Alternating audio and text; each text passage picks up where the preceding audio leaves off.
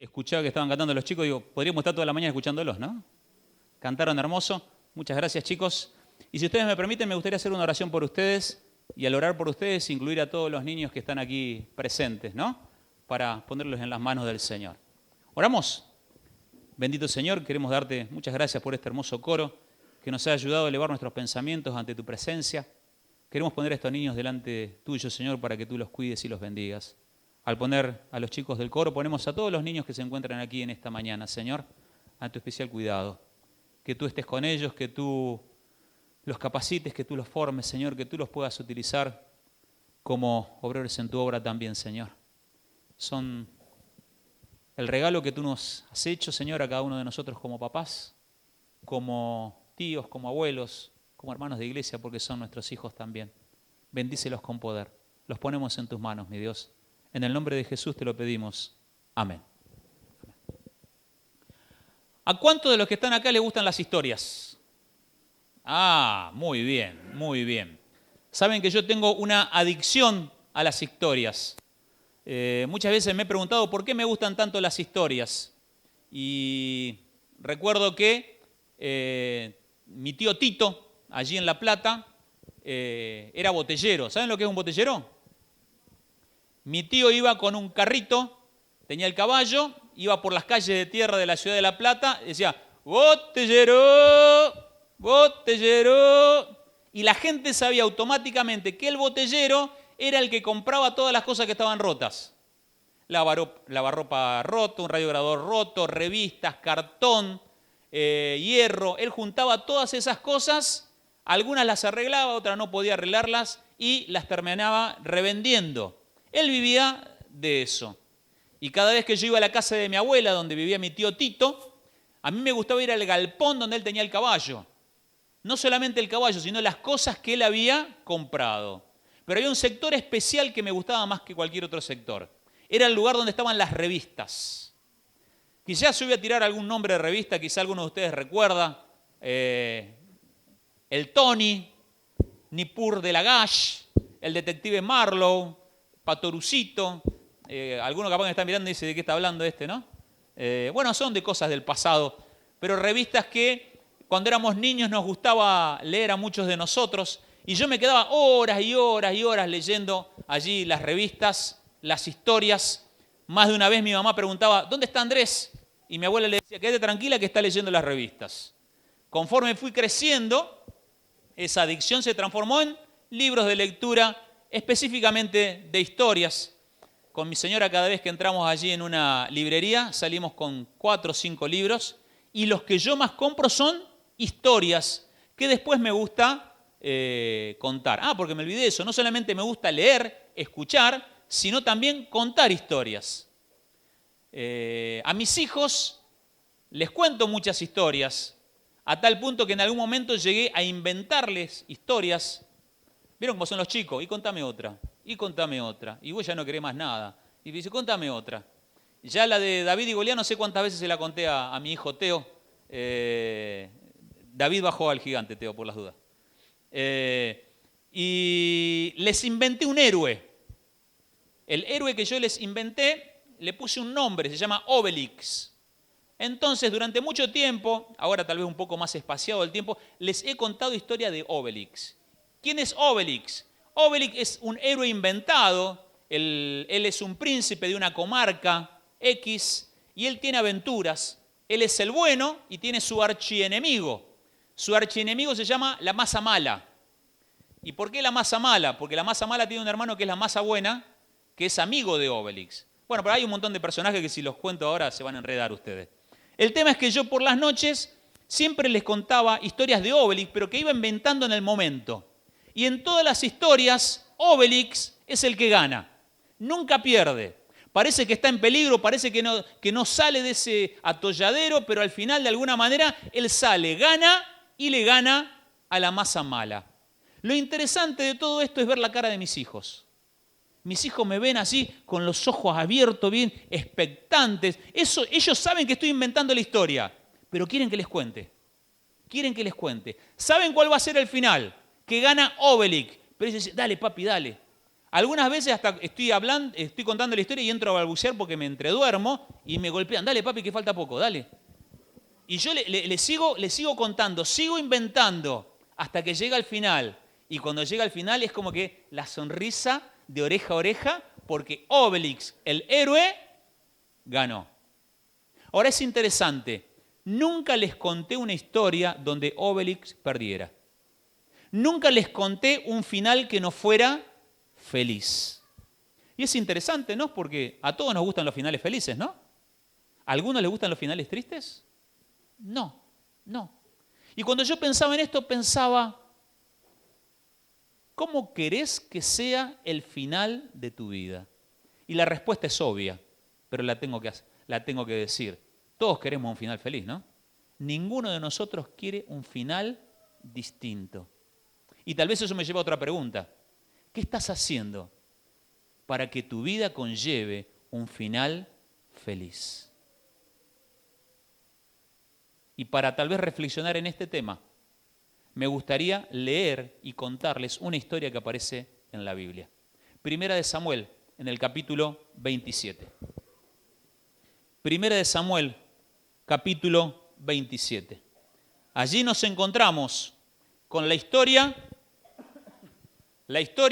de alguien muy conocido, al que no voy a llamar rey porque todavía no era rey en este momento.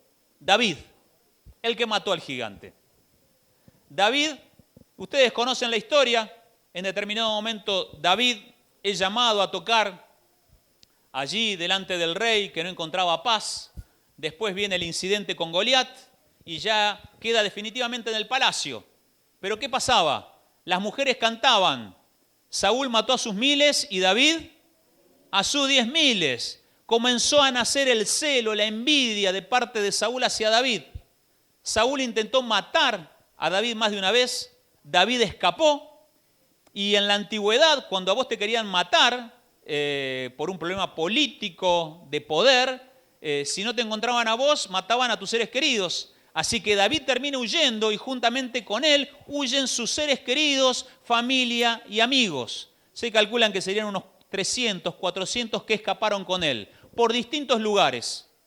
En 2 ocasiones, David tiene la oportunidad de matar a Saúl y no lo hace. En una de esas ocasiones, en una cueva, en la cueva de Adulán, Saúl entra, está allí, va a hacer sus necesidades y allí está escondido, yo me imagino la situación, en un lugar oscuro David con uno de sus hombres. Y uno de sus hombres, Abisai, le dice, David, el Señor lo ha puesto en tus manos, mátalo. Y David, ¿qué dice? Yo no voy a tocar al ungido de Jehová. ¿Y qué le hace? Le corta un pedacito del manto. Y cuando Saúl se va, cuando él está en un lugar seguro, le dice, Saúl, yo te pude haber matado, acá tengo un pedazo de tu manto, y no lo hice, Y Saúl se disculpa, dice, perdón, hijo mío, no lo voy a hacer más, volvé conmigo. Pero David no vuelve. Nuevamente, en otro momento, Saúl con su ejército, persiguiendo a David por todos lados. Llega la noche, duermen allí en el campamento, en el valle. Saúl en el medio, rodeado por todos sus generales, sus guardias y su ejército, y en la montaña está David. Y con uno de sus valientes dice, ¿vamos abajo? Y se meten en la noche, en la penumbra de la noche, sin hacer ruido, y llegan hasta el centro del campamento donde se encontraba el rey Saúl. Toma su lanza y se va. Y cuando está a salvo arriba de la montaña empieza a gritar.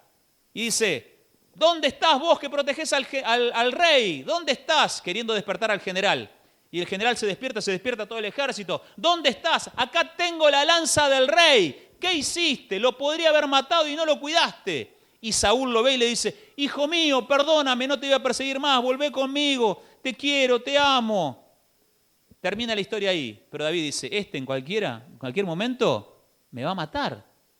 Me va a matar, yo no me puedo arriesgar, me va a matar. Primera de Samuel, capítulo 27.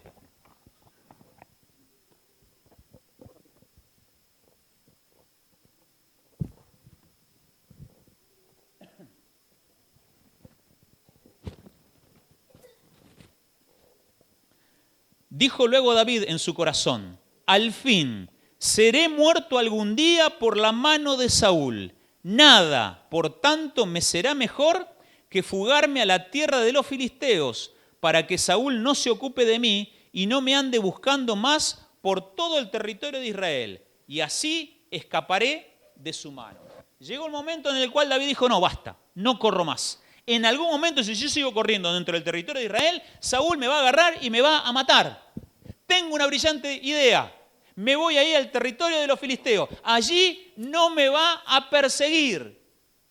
Ahora, en la mente y el corazón de David era una brillante idea. Ahora yo les pregunto, ¿en la mente y en el corazón de Dios era una brillante idea? La Biblia nunca dice que David consultó a Dios. La Biblia dice que David tomó esa decisión en su corazón. Elena de White dice que cuando David tomó esta decisión, voy a inventar una palabra. Yo sé que acá hay muchos que saben. Entiendan que estoy inventando esta palabra.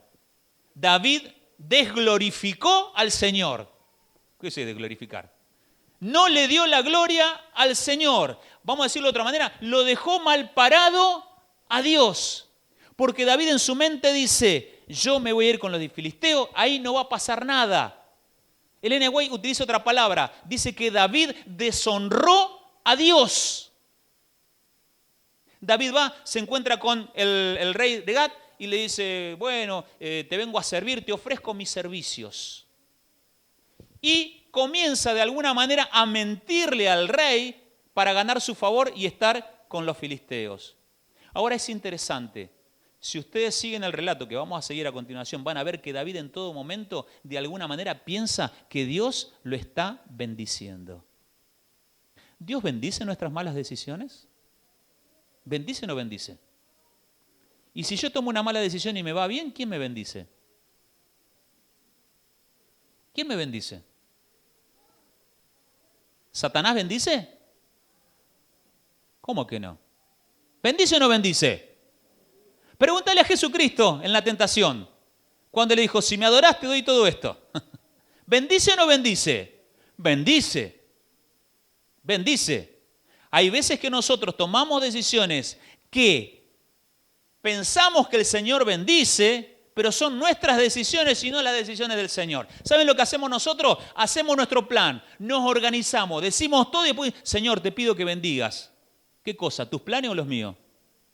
Le decimos, Señor, te pido que bendigas estos planes. La gran pregunta, ¿estos planes que yo tengo son los planes de Dios también? ¿Saben que muchas veces planificamos, organizamos, tomamos un rumbo que no es el que el Señor quiere y nosotros pensamos que el Señor nos está bendiciendo porque las cosas van bien? El Señor no bendice nuestras malas decisiones. Y David tomó una mala decisión. Imagínense ustedes, el que había sido ungido anteriormente como rey de Israel, ahora se va con los enemigos del pueblo de Israel. Si vos hubieras sido israelita en ese momento y te hubieras enterado de esta situación, ¿qué dirías? Es un traidor. Se fue contra nuestros enemigos y este va a ser nuestro rey. Y allí David empieza una serie de mentiras en su vida que lo van llevando barranca abajo y él sigue pensando que Dios lo está bendiciendo. Elena de White dice que David, cuando habló con el rey de Gad, él vio el paganismo que había allí en el palacio y él pensaba que no me ofrezca vivir en el palacio, porque si no me voy a contaminar con los impíos. Él venía tomando malas decisiones, pero él se creía un santo, un elegido de Dios. O sea, yo me voy a contaminar. Yo estoy mintiendo ahora, yo estoy haciendo las cosas mal, pero soy un poquito mejor que los impíos. Entonces le pide una ciudad. Le da una ciudad, la ciudad de Siclag, y allí se va con estas 400 personas a vivir.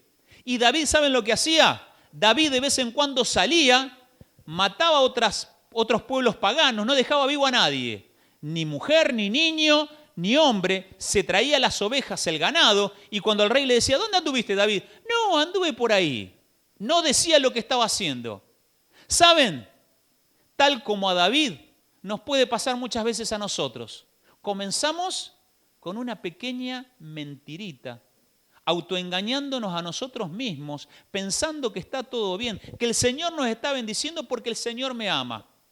Y para tapar esa mentirita, tenés que llevar adelante otra mentira. Y para tapar esa mentira, tenés que volver a decir otra mentira. Y llega el momento en el cual vos te terminás creyendo tus propias mentiras. Y parece que está todo bien, superficialmente. Parece que está todo bien. El Señor está conmigo. Yo estoy haciendo las cosas bien. Yo estoy viniendo a la iglesia. Yo oro, yo leo la Biblia. Está todo bien. Hay ciertas cositas que hago como yo las quiero, como yo quiero, pero no importa. El Señor me entiende. El Señor me quiere. El Señor te entiende. El Señor te quiere, pero no te justifica. El Señor te ama y nunca va a dejar de amarte, pero no justifica nuestras malas decisiones. Y David sigue tomando tan malas decisiones que termina en una encrucijada. ¿En qué encrucijada? En un momento, los reyes filisteos se unen para pelear en contra de Saúl. Y ojo, fíjense, ¿quién termina del lado de los filisteos? Allí, en el capítulo 29 de Primera de Samuel. Capítulo 29 de Primera de Samuel. Nos encontramos con este relato. Capítulo 29, versículo 4. Entonces los príncipes de los filisteos se enojaron contra él y le dijeron: despide a este hombre para que se vuelva al lugar que le señalaste y no venga con nosotros a la batalla. No sea que en la batalla se nos vuelva enemigo, porque ¿con qué cosa volvería mejor a la gracia de su Señor que con las cabezas de estos hombres? ¿No es este David de quien cantaban en las danzas diciendo Saúl hirió a sus 1000 y David a sus 10.000? Imagínense la escena. Están los ejércitos preparados. ¿Vieron como en las películas? Un ejército y el ejército... Disculpen ustedes, los filisteos están de este lado. El ejército de los filisteos de acá. El ejército de Israel con Saúl, Jonatán, de este lado. Y ahora, los jefes filisteos, como en las películas, empiezan a pasar revista. ¿Qué es pasar revista? Empiezan a mirar al ejército y para darle ánimo. Empiezan a mirar, y de repente uno dice: che, ¿lo viste? ¿A quién? A ese. ¿A quién? David. ¿Qué hace David ahí? ¿Ese no es el que mató a Goliat? ¿Ese no es el héroe de Israel? ¿Qué hace con nosotros? Se reúnen los generales y dicen: bueno, muchacho, ¿quién trajo a David? ¿Quién trajo a David? Ahora imagínense esta situación. Ahí está el rey de Gat. Yo me imagino que el rey de Gat miraba para otro lado, ponía la mano en el bolsillo y tímidamente dijo: yo, ¿cómo lo vas a traer a David? Vos te imaginás en el medio de la batalla, este hombre se nos da vuelta, empieza a matar filisteos, los israelitas lo ven. Va a ser un desastre, él no puede venir. Pero no, muchacho, él me fue fiel, siempre estuvo conmigo, nunca me mintió. Era lo que pensaba el rey de Gat. Nunca dijo nada atrevido, siempre fue fiel, déjenlo. No, él no viene. Y si él viene, vos no venís. Y si vos no venís, no te vamos a dar parte del botín. Así que elegí. Eso por un lado. Ahora imagínate David. David estaba entre medio de los filisteos. Estaba el pueblo de Israel. ¿Cómo pensás que estaba David? ¿Sabés cómo estaba David? ¿Cómo llegué a esto? Señor, ¿vos no me estabas bendiciendo que me dio un asilo el rey de Filisteo? ¿Vos no me estabas bendiciendo que yo iba y mataba a todo esto y nadie se enteraba? ¿Vos no estabas conmigo, Señor? ¿Cómo llegué a esto? Hermanos, amigos, ¿cuántas veces nosotros también decimos lo mismo, no? ¿Cómo llegué a esto? ¿Cómo hice esto? ¿Cómo pasó por mi cabeza estas? ¿Cómo pasó? Y cuando uno rememora y va para atrás se da cuenta los malos pasos y las malas decisiones que fue tomando. Malas decisiones tal vez chiquititas, pero que llevaron a otras más grandes. Y nos encontramos en una situación sin salida. David se encontraba en una situación sin salida. Si decía que no iba a pelear a favor del rey de Gat, lo liquidaban. Y si peleaba contra los israelitas, olvídate de ser rey. Estaba en esa circunstancia. Lo agarran al rey de Gat y le dicen: decile a David que se vaya. Y ahora el rey de Gat va y habla con David. Y allí, en el capítulo 29, nos encontramos con este diálogo. Versículo 6. Y Aquis llamó a David y le dijo: vive Jehová, que tú has sido recto y que me ha parecido bien tu salida y tu entrada en el campamento conmigo. Y que ninguna cosa mala he hallado en ti desde el día en que viniste a mí hasta hoy, mas a los ojos de los príncipes no agradas. Vuélvete, pues, y vete en paz, para no desagradar a los príncipes de los filisteos. Y corto acá. ¿Me siguen en la escena? Yo me lo imagino al rey de Gad hablando a solas, al rey Aquis hablando con David. Che, mira David, vos fuiste fiel, vos fuiste buenísimo. No tengo nada para decir, pero ¿sabes qué? Los reyes de los filisteos no quieren que vos vengas. Ahora ponete del lado de David. David venía pensando, ¿cómo zafo? ¿Cómo salgo de esta? ¿Cómo zafo? Y ahí está David y el rey Aquis se la presenta en bandeja. ¿Qué hubieras hecho si fueras David? ¿Saben? Yo más de una vez he dicho que si hubieran existido los premios Oscar, a David le hubieran dado el premio Oscar al Caradura. Porque si ustedes leen lo que sigue a continuación, David le dice al rey, ¿qué hice? ¿Qué hice si yo te fui fiel siempre? ¿Cómo no puedo ir a pelear contra los enemigos de mi rey? Y por dentro, ¿sabes lo que estaba diciendo David? Sí, zafé, no voy a pelear, pero tengo que de alguna manera hacer la actuación. Y en esa actuación él insiste, quiero ir a pelear contra los enemigos de mi rey.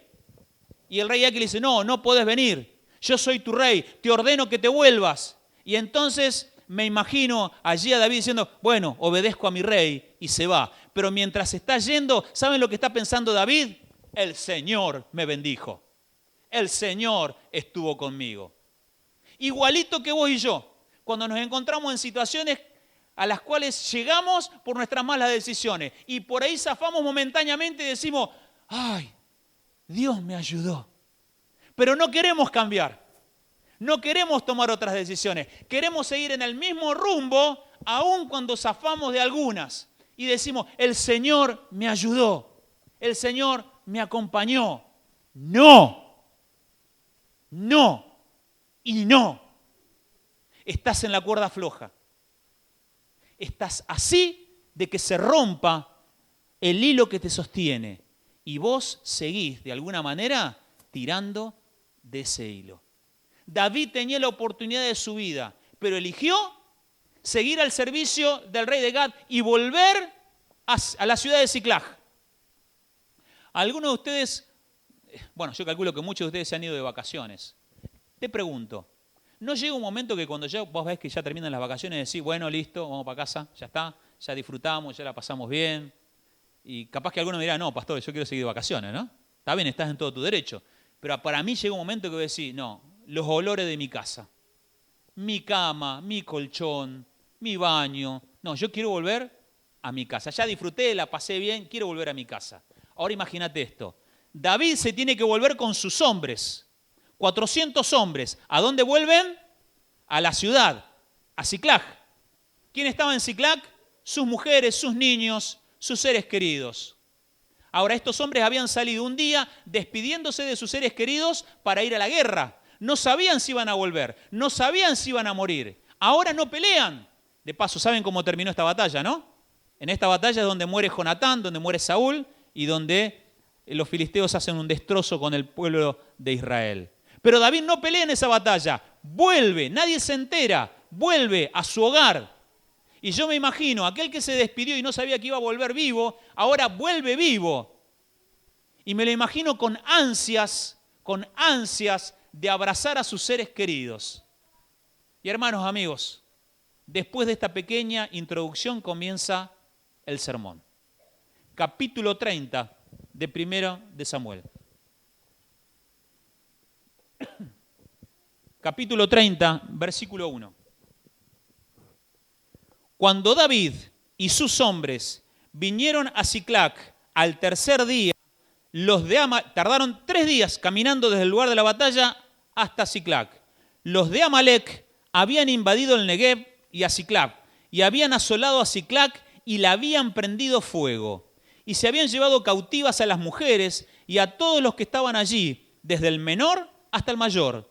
Pero a nadie habían dado muerte, sino se los habían llevado al seguir su camino. Imagínate esta escena. vienen contentos, felices, no peleamos, no tenemos ni una sola herida, no matamos a nadie, volvemos a ver a nuestros seres queridos y cuando llegan y cuando están avanzando ven una columna de humo. Y ellos habían asolado muchas ciudades, sabían que esa columna de humo no era un asado que les estaban preparando de bienvenida. Algo había pasado. Tal vez algún sobreviviente, alguna persona mayor que no pudo ser llevada, les contó lo que pasó. Elena de White dice que cuando ellos llegaron y vieron la ciudad prendida a fuego, se quedaron petrificados, duros, sin saber qué hacer. Tal vez más de uno salió corriendo, entró a su casa para ver qué había pasado, todo revuelto, todo quemado. Y se terminan enterando que se llevaron a sus seres queridos secuestrados. Fíjense cómo siguen los versículos allí de Primera de Samuel, en el versículo 30. Versículo 4. Entonces David y la gente que con él estaba alzaron su voz y lloraron hasta que le faltaron las fuerzas para llorar. Estamos hablando de hombres de guerra, curtidos, de hombres que tenían muchas cicatrices, hombres de mucha experiencia. Pero la Biblia dice que cuando se encontraron con esta situación, lloraron. Y si me permiten, aunque la Biblia no lo dice, yo lo interpreto así, lloraron a grito pelado, hasta que ya no tuvieron más lágrimas, hasta que ya no tuvieron más fuerzas. Porque cuando te tocan lo que vos más querés, no hay duro que se aguante y se resista. Hay veces que nosotros pensamos que las mujeres tal vez son más débiles, más sensibles y son más rápidas para llorar. Y cuando vemos a un hombre que está llorando, decimos, uy, pobre, le debe haber pasado algo muy grave para que llore. No, somos todos iguales. Hay veces que los hombres aguantamos más, nada más. Y no tiene nada de malo ni aguantar más y no tiene nada de malo ser sensible y expresar lo que sentimos. Pero acá estamos hablando de hombres duros, llorando a grito pelado, porque le tocaron lo que más quería. Yo preferiría que hay cosas que me pasaran a mí que no le pasaran a mis hijos. Yo no quisiera ver ninguna lágrima que salga de los ojos de ellos, aunque me pasaran a mí esas cosas. Porque cuando te tocan lo que vos más querés, ahí te tocan el nervio más sensible de tu ser. Estos hombres se encontraban en esta situación, desesperados. El relato bíblico nos sigue contando que las mujeres de David también habían sido llevadas cautivas. Pero en los versículos siguientes, versículo 6 dice, y David se angustió mucho porque el pueblo hablaba de apedrearlo, pues todo el pueblo estaba con amargura de alma, cada uno por sus hijos y por sus hijas. Imagínense la situación, choqueados, mal, llorando, gritando, un lío terrible, un desastre, se llevaron a sus hijos y de repente, cuando terminan de llorar, vos tenés la culpa, David. Esto nos pasa por tus malas decisiones. Si vos no nos hubieras incitado a irnos con el rey filisteo, esto no hubiera pasado. Vos sos el culpable, te vamos a matar, te vamos a apedrear. De paso, yo pregunto, ¿David tenía toda la culpa? ¿Alguno obligó a esta gente a seguir a David?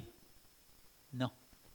Las decisiones son individuales, son personales. Pero ellos eligieron seguir a David y ahora ponete en los pantalones de David. A David le caen todas las fichas, una tras otra, una tras otra. Mala decisión, mentira, mala decisión, mentira, mala decisión, mentira, mala decisión, mentira. Todo esto es culpa mía. Yo, el ungido del Señor, tomé mala decisión tras mala decisión y ahora estoy metido en un pozo, culpa mía. Y encima que me está pasando todo esto, encima que se llevaron a mis seres queridos, encima me quieren matar. ¿Alguna vez caíste en un pozo muy profundo? Y no, me alegro. Y no estoy hablando de un pozo literal. ¿Alguna vez caíste en un pozo depresivo, emocional? En un pozo donde vos ves todo negro y no ves para dónde salir. Y tal vez hiciste como he hecho muchas veces yo. La culpa la tienen los otros. Si ellos no me hubieran, si no hubieran dijeron, si no hubieran actuado. Pero cuando uno termina de sincerarse se da cuenta que muchas veces uno está en el pozo no por la culpa de otros, sino por mis propias malas decisiones. Porque los otros pueden hacer lo que quieran con su vida, pero yo también tengo la posibilidad de hacer lo que quiera con mi vida. Y en ese momento de angustia se encontraba David. Y quizá alguno de ustedes está pensando, pastor, ¿cuándo va a tirar una buena? ¿No? Porque parece que venimos en caída, ¿no? Venimos en picada, ahora llega lo mejor del sermón. Porque adrede no leí la parte del versículo que siguen, y le voy a pedir a los chicos si me pueden poner la placa que dice esfuerzo en Dios. Allí la Biblia dice, más David se angustió, lo querían apedrear, más David se fortaleció en Jehová su Dios. David no salió corriendo, David no salió diciendo, tengo este plan. David no dijo, a mí se me ocurrió, lo podemos solucionar de tal o de cual manera. La Biblia dice que en ese momento de dolor, de angustia, de no saber para dónde correr, David se fortaleció en Jehová su Dios. ¿Saben lo que dice el original en hebreo? Para fortaleza aparece una palabra que se llama hazak. Hazak significa agarrarse. Hazak significa agarrarse como si te estuvieras agarrando de un salvavidas en el medio de una inundación. David hizo lo que tenía que haber hecho desde el principio, pero no lo hizo. Ahí salen. Fíjense, distintas traducciones de este verbo, de esta palabra. En la Biblia latinoamericana dice que David se reanimó. En la Biblia de Jerusalén dice que David halló fortaleza. En la Nácar Colunga dice que David se confortó en Yahvé su Dios. En la Nueva Versión Internacional dice que David cobró ánimo y puso su confianza en el Señor su Dios. En otras traducciones habla de que se fortaleció, se esforzó. El original dice que David se esforzó. En otras palabras, David se reanimó, halló fortaleza, se confortó, cobró ánimo, porque se esforzó en buscar y estar con Dios. ¿Y por qué destaco esta palabra? Esfuerzo. ¿Saben por qué? Porque mis malas decisiones me conllevan a situaciones complicadas. Mis buenas decisiones me conllevan a momentos distintos. Pero todo depende del esfuerzo personal que yo ponga. Pero no, pastor, espere. Pero ¿cómo esfuerzo personal? Si yo no tengo fuerza. ¿Cómo esfuerzo personal? Si yo dependo de Dios. Sí. Pero yo no estoy hablando del esfuerzo personal de hacer las cosas. Yo estoy hablando del esfuerzo personal de buscar a Dios. ¿Se entiende? La Biblia nos habla de dos batallas. La batalla de la fe y de la batalla del pecado. En la batalla del pecado, ni vos ni yo podemos hacer nada. Porque no podemos. Porque el príncipe de este mundo es más fuerte, más poderoso que nosotros. Nos agarra con el dedo más chiquito y nos pega una revolcada que no nos vamos a olvidar en toda nuestra vida.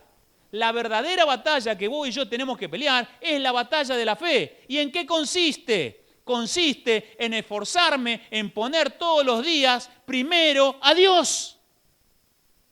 ¿Y por qué te digo que es un esfuerzo? Es simple. Es simple. Vos te levantás todos los días a la mañana y decís, Señor, qué buen momento para leer la Biblia. Si a vos te pasa eso, te felicito. A mí no me pasa. A mí no me sale. Cuando yo me levanto a la mañana, se me entran a juntar en mi cabeza todas las cosas que tengo que hacer en el día y las preocupaciones, y tengo que hacer un esfuerzo deliberado. ¿Se entiende? Deliberado para decir, no, primero Dios. ¿Soy un mal pastor por eso?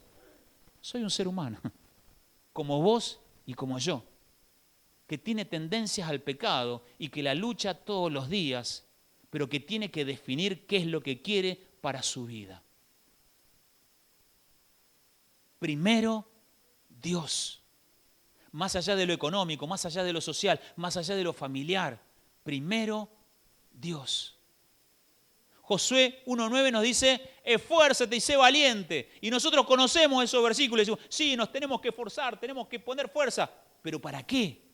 Cuando vos lees el contexto de Josué 1.9, lo que el Señor dice, esfuérzate y sé valiente en leer todos los días del libro de la ley. Eso está diciendo. Dios que conoce a Josué le dice, Josué, todos los días, hacé el esfuerzo deliberado de acercarte a mi palabra, de meditar en ella, de reflexionar para tener fuerzas para ese día. Yo no sé cómo es tu vida espiritual, yo sé cómo es la mía.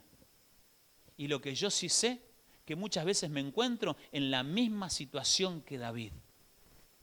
Y que tengo que tomar las riendas de mi vida para tomar las decisiones correctas y acercarme al Señor. Para darle a Dios el lugar que se merece. Para dejar de insistir con mis propios planes, con mi autoconvencimiento o autoengaño de que estoy haciendo las cosas bien cuando no las estoy haciendo bien. Porque si Dios no ocupa el primer lugar, si Dios termina ocupando segundo, tercero, cuarto y quinto, mi vida es una cosa. Pero cuando Dios ocupa el primer lugar, mi vida es otra cosa. Y pastor, ¿el hecho de que yo ponga primero a Dios en mi vida quiere decir que las cosas me vayan bien? No, no. Dios no te asegura un camino, un lecho de rosas. Dios te asegura que va a estar todos los días con vos. Dios te asegura que a pesar de las dificultades, si vos estás con Él, Él va a estar con vos siempre. Que Él te va a dar la fortaleza para salir adelante. Él te va a dar la sabiduría para tomar las decisiones correctas. Y Él te va a ayudar a salir de cualquier pozo. Pero vos tenés que elegir, porque solamente vos lo podés hacer, poner primero a Dios. Y ahí viene la pregunta. ¿Lo estás poniendo primero a Dios? ¿O es solamente un eslogan? ¿Lo estás poniendo primero a Dios? ¿O lo pones a Dios como a vos te parece y como vos crees? ¿Cómo son tus momentos de relación con el Señor? ¿Estás hablando con Él? Y si ustedes me permiten, y van a entender lo que digo, ¿o estás rezando? No, pastor, pero los adventistas oramos. No, los adventistas también rezamos. ¿O no? ¿Rezar qué es? Rezar es repetir como loro. ¿O no? Y hay veces que nosotros, aunque sabemos lo que la Biblia dice, repetimos como loro. Y te doy un ejemplo. ¿Cómo es la oración por las comidas? ¿Es siempre distinta o es siempre la misma? Tenés hambre, están los chicos. Señor, te pido que bendiga este alimento en nombre de Jesús, amén. Y vez tras vez, ¿qué haces? ¡Rezás! Eso es rezar, hermano, no es orar, ¿eh? No nos confundamos, ¿eh? Y vamos más todavía en tu oración privada. Mírala y escuchala. ¿No decís siempre lo mismo? ¿Eso es orar? Eso es rezar, hermano. Orar es hablar con Dios como hablo con un amigo. Eso es orar. ¿Estás orando? ¿Lo estás haciendo? Con confianza, con seguridad, con la seguridad de que Él te escuche y que Él responde, con la seguridad de que te estás poniendo en sus manos. ¿Lo estás habilitando para que Él actúe en tu vida? Primero Dios, pero como Él quiere, no como yo quiero. Y para poner primero a Dios se necesita un esfuerzo deliberado de parte mía para que Él pueda obrar con poder. Y cuando vos lo hacés, las cosas son distintas. Y cuando vos lo hacés, se te abre un panorama distinto. Y cuando vos lo hacés, el Señor te da una sabiduría que antes vos no tenías. Y cuando vos lo hacés, podés vivir una vida de cristiano como el Señor quiere y desea. Y alguno puede preguntarse, ¿y por qué David no lo hizo antes? Porque David no estaba peleando las batallas que tenía que pelear. David no tenía que enfrentarse al pueblo de Israel. David tenía que enfrentarse a los filisteos. David tenía que depender de Dios. David no tenía que depender de sus pensamientos. ¿Y por qué no lo hizo antes? ¿Sabés por qué no lo hizo antes? Y porque si vos le preguntás a David, David te diría, y no, Saúl me perseguía. Y había mucha gente que dependía de mí, no podía. Y si Dios te preguntara hoy, ¿qué le diría? No, los chicos, pastor, los chicos se acuestan tarde, hay que... La escuela, el trabajo. ¿Saben que nosotros seríamos igual que David? Expertos. Me parece, perdón lo que voy a hacer propaganda del día, ¿no? Pero hay una revista que se llama Expertas, me parece, del día. Nosotros somos expertos en excusas. Excusas que nos creemos, con las cuales nos autoconvencemos y las cuales nos impiden poner a Dios primero en nuestra vida como Él quiere y desea. Y quizá alguno de los que está acá diga, pero esto lo escuchamos vez tras vez. Y sí, lo escuchamos vez tras vez. Y muchas veces no le hacemos caso. ¿Cuántas veces hemos llegado acá y hemos escuchado un sermón sobre esto? ¿Y cuántas veces hemos escuchado el sermón y en nuestra cabeza pensamos, sí, pero yo lo hago como quiero. Yo lo hago como a mí me parece. Yo lo hago a mi manera. No existe como yo quiero, no existe a mí me parece, no existe a mi manera, existe a la manera del Señor. No existe otra manera. David lo tuvo que aprender a los golpes y muchos de nosotros también lo hemos tenido que aprender de esa manera. Y Dios muchas veces ha permitido cosas en nuestra vida, no porque sea malo, no porque no quiera lo mejor, sino porque nos ama y de alguna manera reaccioná. Vos estás creído que tu cristianismo es real, es vital y no lo es. Reaccioná. Hacé el esfuerzo deliberado de ponerme a mí primero, en primer lugar. Hacelo. Y las circunstancias caen en nuestra vida y muchos de nosotros, en vez de reaccionar, intentamos por la nuestra y así nos va. Pero me encanta el Salmo 40. Pacientemente esperé a Jehová. Y me encanta lo que sigue, porque sigue diciendo, Él me sacó del pozo del lodo cenagoso. ¿Recuerdan esas películas en las cuales una persona caía en la ciénaga? ¿Cuál era el consejo? ¿Movete o quédate quieto? Quédate quieto, porque cuanto más intentabas salir, más te hundías. Pacientemente esperé a Jehová. Saben, hermanos, que cuando nosotros caemos en esos pozos, cuanto más esfuerzo queremos hacer por salir por nuestras propias fuerzas, más nos hundimos.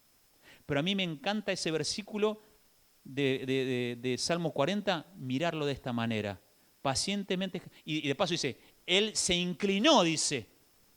Y me gusta ver a ese Dios que se inclina a mí, yo en el pozo, me tira la mano, yo me agarro de la mano y me levanta. Y los versículos terminan diciendo, y me puso sobre roca firme. Muchos van a mirar esto y van a creer.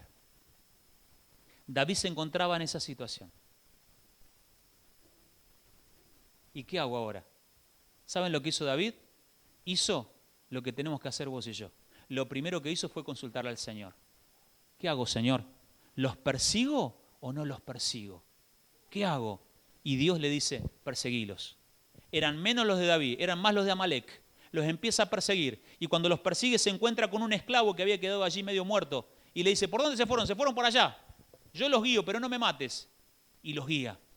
Cuando David se encuentra con el panorama, están todos de fiesta, con el botín, con las mujeres, con los niños. Eran mucho más que el ejército de David. Pero allí, en Primera de Samuel, capítulo 30, versículo 17, la Biblia dice, y los hirió David desde aquella mañana hasta la tarde del día siguiente, y no escapó de ellos ninguno, sino 400 jóvenes que montaron sobre los camellos y huyeron. Y libró David todo lo que los amalecitas habían tomado, y asimismo libertó David a sus 2 mujeres. Y no le faltó cosa alguna, chica ni grande, así de hijos como de hijas del robo, y de todas las cosas que les habían tomado, todo